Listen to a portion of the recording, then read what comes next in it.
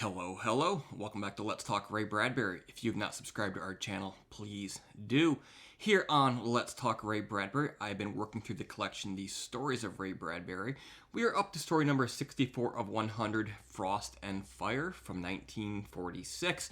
Now, I don't usually do this, but for today's, because it's a little bit of a longer story and I'm sort of pressed for time, I'm going to read a canned synopsis. Usually I give you my own personally written synopsis, sort of a blow-by-blow account of the story. Again, this one's a little bit longer, so I'm just going to read straight from Wikipedia, and then when we get done, we'll do the same old thing, which is to discuss sort of my thoughts and feelings about the tale, but that's for the end of the video. So, synopsis. Placed there by a past rocket ship that crashed, the people of the storied land are within sight of another rocket ship on a distant mountain plateau. The plot follows Sim, the protagonist of this story, and his apparently short life on a planet where people are cursed by radiation to live only 8 days. The people of this planet are also gifted with racial memory. They remember their ancestors' memories. However, they do not attempt to reach the sole remaining rocket ship due to the futility of attempting to reach it in 1 hour, which is the biggest length of time between day and night, which are both deadly. Sim is then moved by the memory of his ancestors to find and meet with scientists who make halting progress towards the goal of lengthening the world's decreased lifespan. Sim, motivated by his dwindling days, makes it his goal to extend his life and reach the distant rocket despite the protest of his sister and other cave dwellers. So what we have here is a fairly brilliant concept by Ray Bradbury.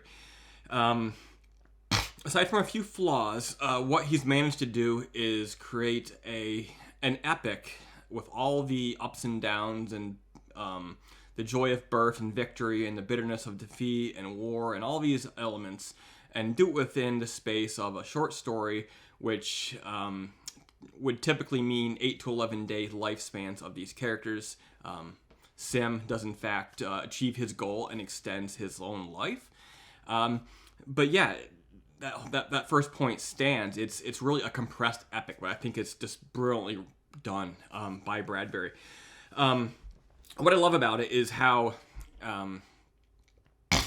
this world where people basically live in caves, they eat constantly, they have high metabolisms, they're growing, learning very quickly, but can only go outside for 2 hours a day.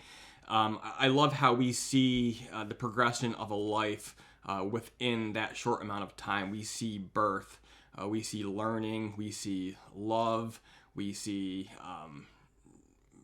kids become couples, having kids, but even going to war, because one group of cave dwellers lives 8 days, but another group can live 11 days because the alloys or the minerals in the ground are better protecting. They get 3 extra days of life.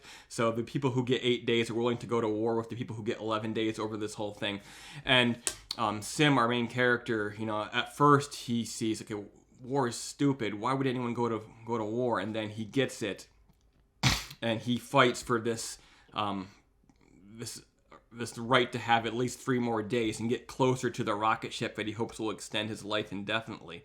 And we see here a microcosm of everything that happens in our world. And, if we're typically, a lot of us who are in this first world, and we've known peace all of our lives in our land, and we see wars in other places, and we don't understand necessarily why people go to war anymore. Some of us do. And it's just amazing that Bradbury was able to sort of get in these motivations so quickly. And again, we have people who live 8 to 11 days, and we see, in this case, people men fighting over women, and just every part of the human experience sort of condensed down into a few short pages. And while seeing the beauty of the life, we also see the bitterness of death, and we see the cruel things that we do to each other, all in between. And this is very much a story that has to be read to believe. And I think Bradbury does a wonderful time.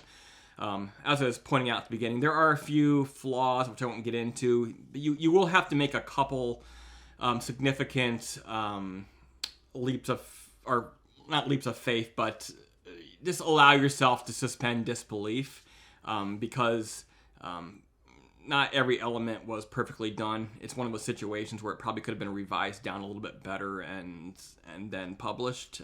But on the whole, it's a very rewarding experience. I highly recommend this story, Frost and Fire from 1946.